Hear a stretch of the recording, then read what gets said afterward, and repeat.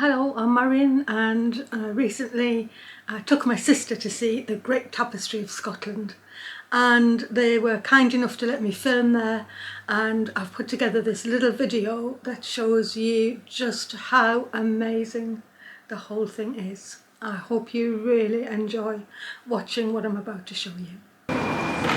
Well, unexpectedly, because we didn't realise we were actually going to be coming here, I've brought Wendy to see the Great Tapestry of Scotland.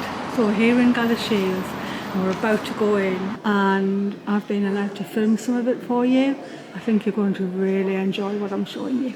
The tapestry was done by 1,000 people, and it takes you right from prehistory through the way the Scotland developed, through the Ice Age. And I'll try and get some really close-up images of it, because the whole thing is phenomenal, and I'd encourage anyone, if they're anywhere near Galashiels or they're visiting Scotland, they should definitely make it a visit if they love embroidery. Or even if you don't love embroidery, it's just an amazing thing to see.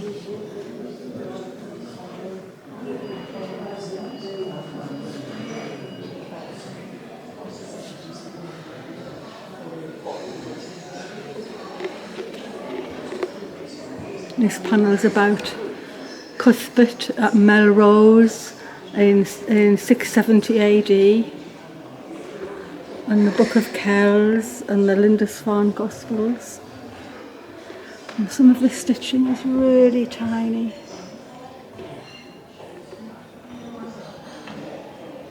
And it's so beautiful.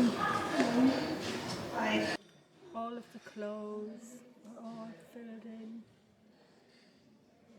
This panel is the wildwood and its fauna, circa 8,500 years BC. And it just makes my heart go skippy beat. Bilberries, squirrels, pine, just beautiful. Look at the celandines.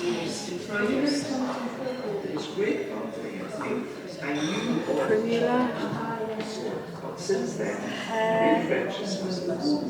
Oh, I've already started stitching violets on my coat. You assume that everybody's creative, you assume everybody has a right to express themselves. Just beautiful. The texture is amazing. Each of the panels tells another part of Scotland's history.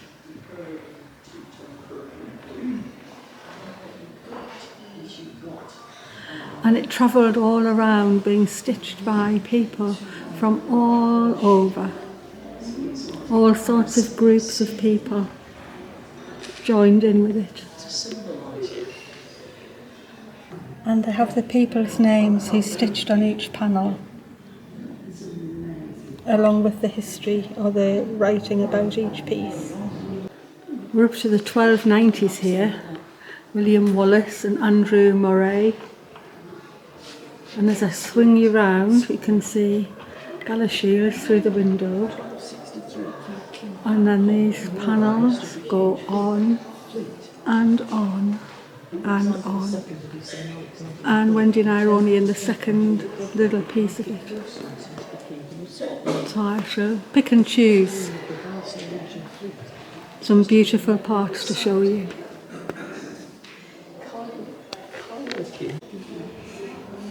This panel is all to do with Rosslyn Chapel. It's really beautiful. Going to home you in on the green mandel, go at the bottom there. There's some beautiful embroidery on here, with a beautiful embroidery everywhere. Detached peacock leaves, looking like moss. There's oak leaves at the top. The lady who's here looking after the place, she said this is actually the second panel. The original panel was stolen when the tapestry was going round Scotland on display, and somebody stole this exact panel. I think she said in 2015 or 2017, and it's never been found. And so they got the original stitches to stitch the panel for a second time. It took them a year, and one of the original ladies had already passed away, so the remaining ladies stitched the panel for a second time. Amazing, absolutely amazing story. This piece is the 1560s to the 1700s, and you can see the amount of panels that are here. Wendy's having a rest. Wendy, are you enjoying it? I am, very much. What do you think of it? You wish you were doing it. Yeah. It's a bit overwhelming, isn't it, when you first come in to see the amount of stuff. It's all hand stitched. All hand stitched. Amazing. And some of them stitched by only one person. Some are stitched by nearly a dozen or more. and some just have one name on, don't they? Yeah, they do. Right, okay.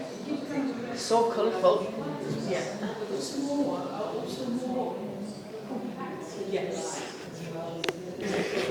This one is about when the modern kilt was invented in 1723, and the inscription at the top reads, "And warp well the long threads, the bright threads, the strong threads, woof well the cross threads to make the colours shine."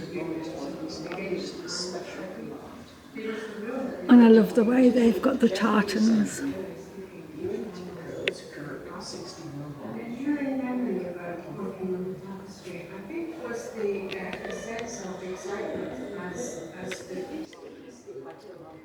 We've got turkey work there, look, to show the overlap of the kilt. Here's another beautiful panel, and we've just been told there's quite personal stories to do with the stitches on this panel, and Wendy's going to tell you about it. You notice down in this corner? Yeah, I'm we've coming got in. 1, 2, 3, 4 names. They're the 4 names of the stitches. There's also a little dog there, Yeah. which belonged to one of these 4 stitches. And during the sewing, the dog died. So the dog's fur, some of the dog's fur, got incorporated under the blue bow. So it's nestled under that bow. And the children, One of the other lady's one of the other grandchildren. lady's grandchildren, their names are underneath each of them hats. So underneath there, she embroidered their names and then stitched the hats over the top. They're so personal. There's such history to all of these panels. I'm just going to zoom you in on the beautiful needle lace there. Trying to let you see enough without just going on for so long. As you can see, I think the whole thing is just wonderful. This panel is all about weaving and spinning. I want to take you in for a real close-up look at the embroidery. The beautiful flowers.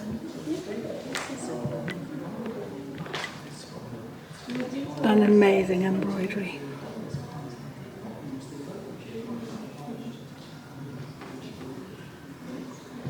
The lace of the lady's shawl is all done with fly stitch, I think.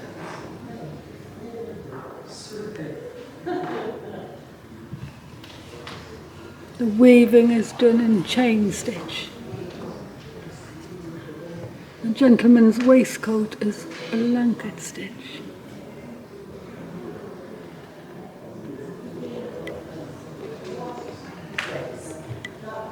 There's couching. There's satin stitch. There's big long seed stitches. The texture there is just amazing.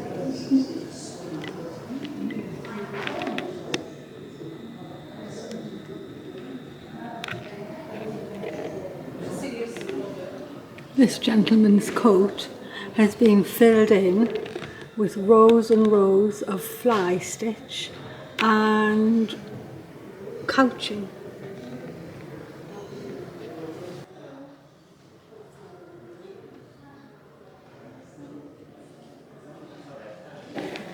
This beautiful panel is about Shetland knitting, and the ladies are walking while they're knitting.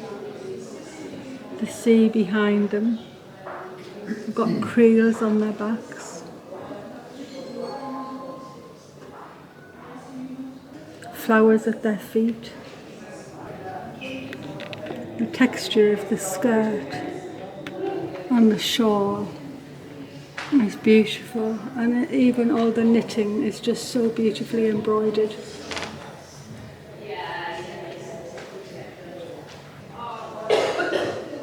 That lady's making a Fair Isle sock.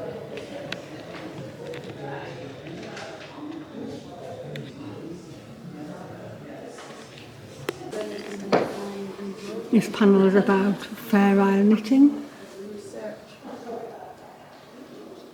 and although these hats are embroidered, the piece of knitting that the lady is knitting is actual knitting, just done in really tiny needles. I feel that my light is not very good on here. I'm hoping that this is really going to show up when I get this home onto my PC, because I really would like to show you all how wonderful this is. We're up to the 1950s here. There's Andy Pandy for them on the television, and the Queen's coronation. Andy Stewart, oh, he was always on the end of the year show at New Year's Eve. Take you into the Queen.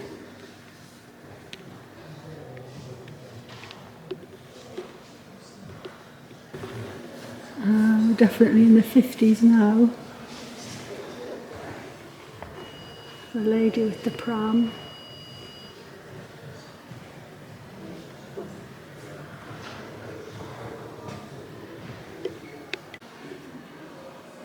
These Hilma nymphs are just so beautiful texturally. They're amazing. They've each been done in a different stitch. This beautiful panel, I've got to tell you the story about this one. It obviously is the 50s and 60s, and one of the stitching ladies who stitched on this, her 10-year-old son did all of the seed stitching on the dress. And the 10-year-old son called Charlie, it's his grandparents that are pictured here, and he also stitched his grandfather's hair. I just think it's wonderful. There's so many personal stories with these panels.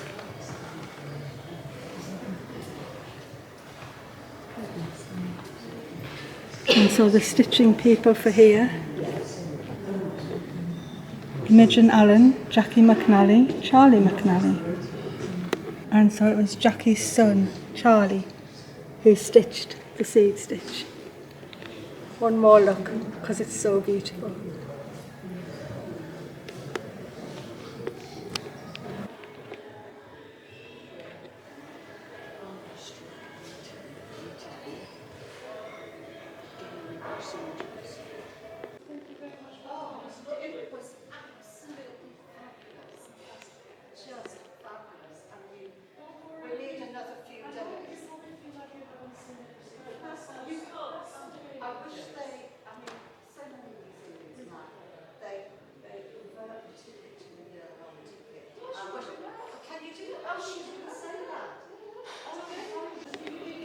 We're about at the end, having gone right from prehistory and right the way around to the final panel.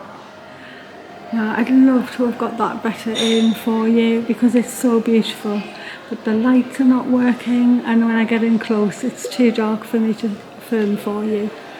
What's been your impressions of it? Oh, there's so much to see. Amazing stitches. And inspiring, isn't it? Very inspiring. You don't know which is nicest. You can't pick one. Next one, no, you can't pick. Every next one you see is just, you think that's the best one till you see the next one around. See the next, yeah. Just beautiful. I'm pleased Some with of them him. look like watercolours till you get closer. Yeah. Well, I really hope you enjoyed that. I don't know how many times I must have said beautiful on that video, but you just couldn't help it. It was just the most stunning thing, and it's the second time I've been there. Wendy was just overwhelmed with it all. She couldn't take it all in. There's so much. I think you could go back a dozen times and you'd still see different things there. So if you're able to go, I definitely would urge you to give it a visit, whether you're an embroiderer, stitcher, it's just the most beautiful thing to see. And the people there really helpful, really kind, and the lady was telling me all sorts of little stories about it. So if you have enjoyed it, I hope you will press the like button for me, and maybe subscribe if you want to see more content about stitching, because that's mainly what I do. I make things and I craft things, and there are plenty of videos on my channel if you want to have a look around and see what else I've been up to, and the occasional visits out, which are quite often to craft shows or stitching shows. So thanks a lot, and I'll see you next time you decide to come and visit me in Marion's World. Thanks so much, everyone.